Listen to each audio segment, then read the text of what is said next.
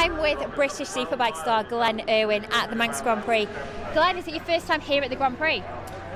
Believe it or not, it's actually my second. I came over about 3 years ago, which was actually my first time on the island. And since then I've been over to TT the last 2 years, so this will be my fourth trip over now. Still haven't turned the wheel on the circuit, but it's growing on me every time I come here, so I don't think it'll be too long.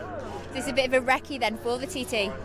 Yeah, well, I think this job ties in pretty well because we've got the parade lap this year. I'm quite fortunate that Steve Manton has let me ride the ex-John McGuinness NSR 500, so that's like I'd said lately on Facebook there, it's like a bucket list to ride a 500.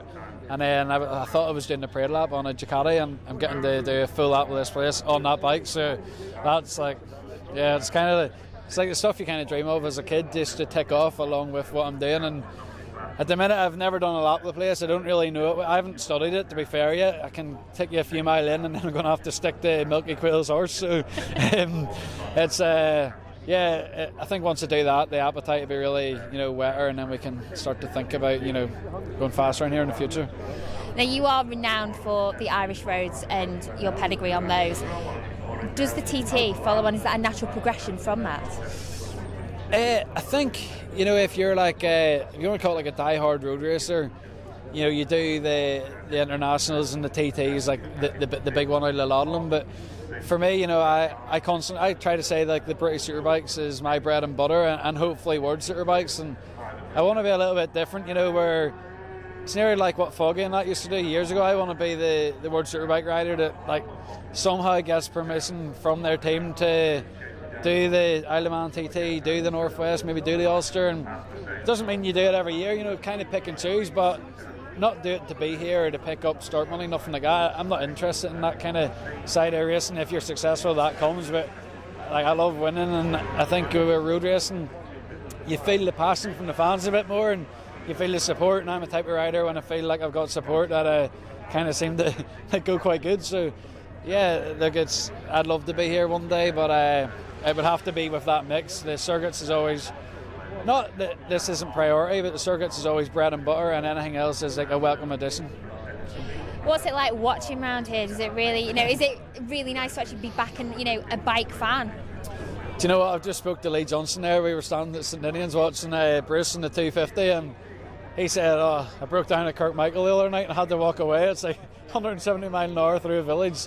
And when he done that, that's like, when you watch people doing the thing that you're doing, as a watcher it looks crazy. On the bike it always looks not so bad, and that's why you do it.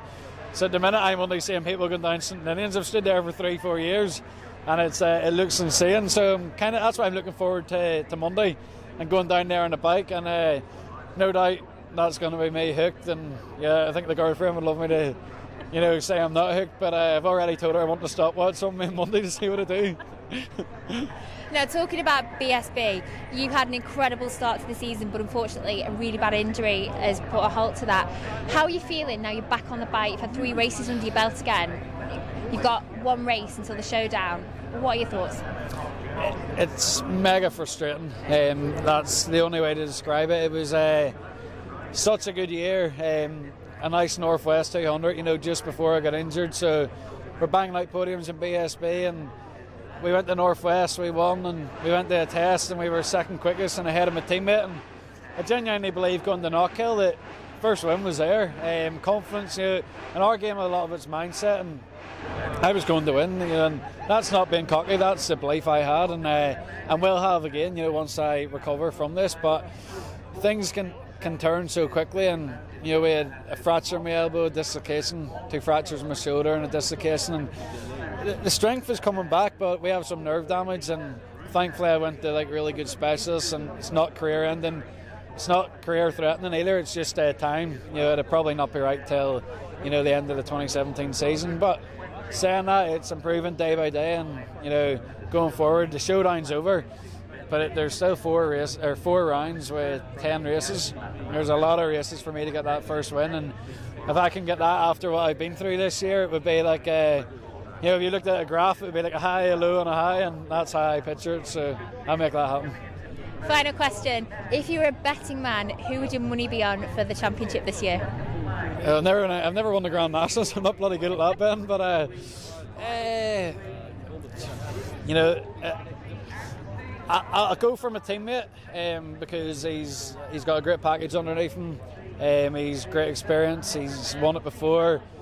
He's a nice guy, and you know, I think it's great to see somebody else win it. But he actually deserves it again, because to be Shaky Byrne, to be so successful, the ex-GP World Superbike rider, and stand with your feet in the ground and treat every fan like they're a new fan.